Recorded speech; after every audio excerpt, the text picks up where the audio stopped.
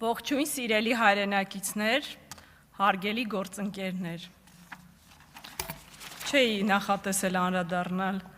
այսօր իմ նկատմամբ կիրառված նկատողությանը եւ խոսքը սկսել այսպես, թեպետ պարոն Ռուբինյանը այստեղ չէ, բայց գտնում եմ, որ իմ նկատմամբ կիրառված այդ նկատողությունը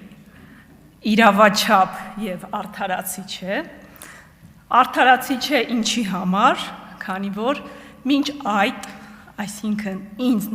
նկատողություն տալը եւ դրանից հետո արձանագրել եմ, պետք է նշեմ,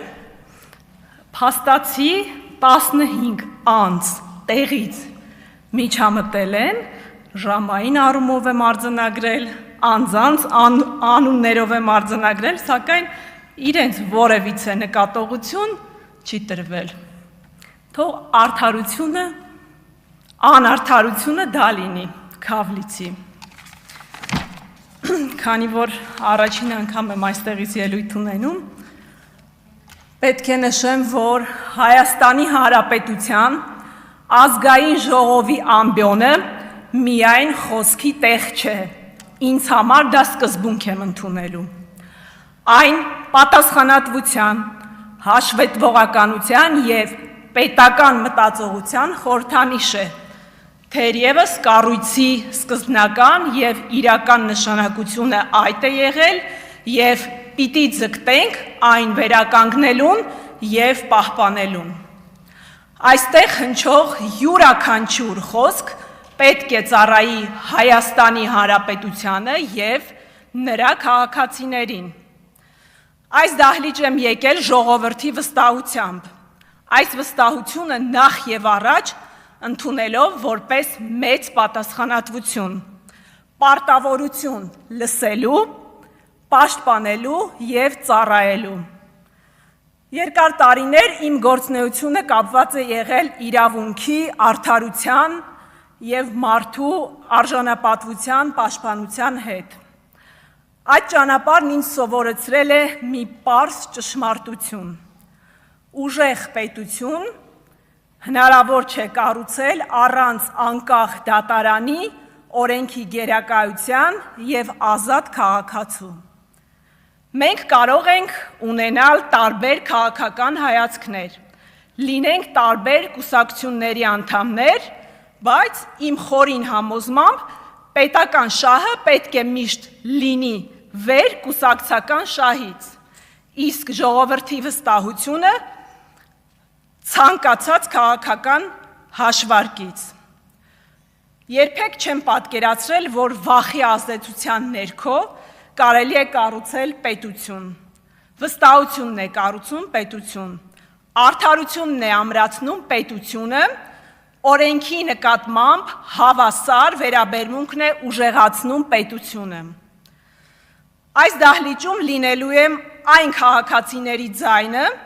ովքեր սպասում են արդար իրավական համակարգի, կայուն տնտեսության, անվտանգ հայրենիքի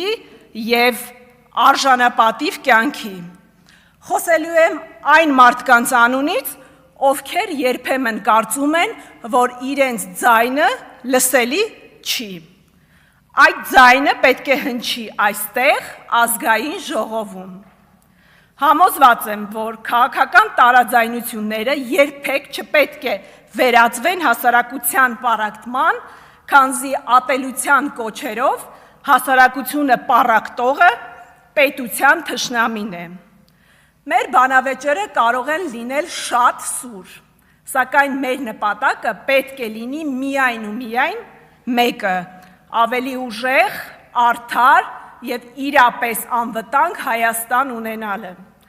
Իմ գործունեության ընթացքում առաջնորդվել եմ 3 հիմնական սկզբունքներով՝ պատասխանատվություն, արդարություն և հավատարմություն Հայաստանի Հանրապետությանը։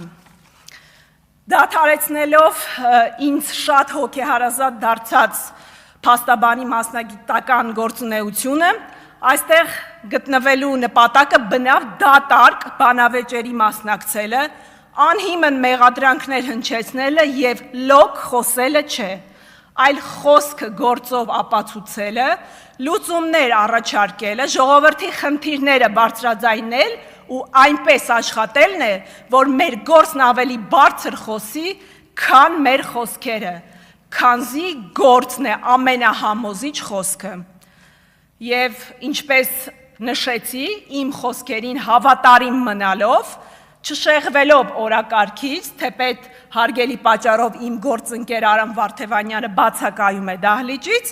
անդրադառնամ օրակարգին, այն է ազգային ժողովի փոխնախագահի պաշտոնում Արամ Վարդևանյանի ընտրության հարցին։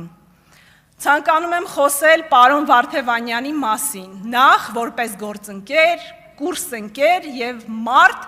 ով նրան ճանաչում է իրապես։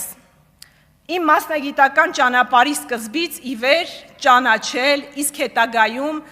Արամ Վարդևանյանի հետ ծավալելով փաստաբանական գործունեություն, այդ տարիների ընթացքում տեսել եմ նրան ոչ միայն որպես բարձր մասնագիտական պատրաստվածություն ունեցող եւ հանրապետությունում առաջատար փաստաբանի, այլև հասցրել եմ տեսնել նրա մարդկային բարձր արժեքները, հայրենասիրությունը, ազգային արժեքների պաշտպանությունը, սկզբունքայնությունը, բարեխղճությունը եւ բարձր պատասխանատվությունը։ Արամ Վարդևանյանն այն փաստաբաններից է, ում մասնագիտական գործունեությունը ապացուցել է, որ փաստաբանի ամենամեծ ուժը ոչ թե բարձր խոսքն է, այլ օրենքի նկատմամբ հավատարմությունը, արդարության հանդեպ նվիրվածությունը եւ երբեք չնահանջելու կամքը, երբ խոսքը գնում է մարդու իրավունքների պաշտպանությանը եւ առհասարակ օրենքի գերակայությանը։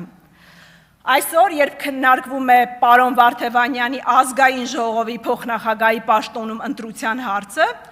ես խոսում եմ միայն որպես ոչ միայն գործընկեր падգամավոր, այլ որպես գործընկեր փաստաբան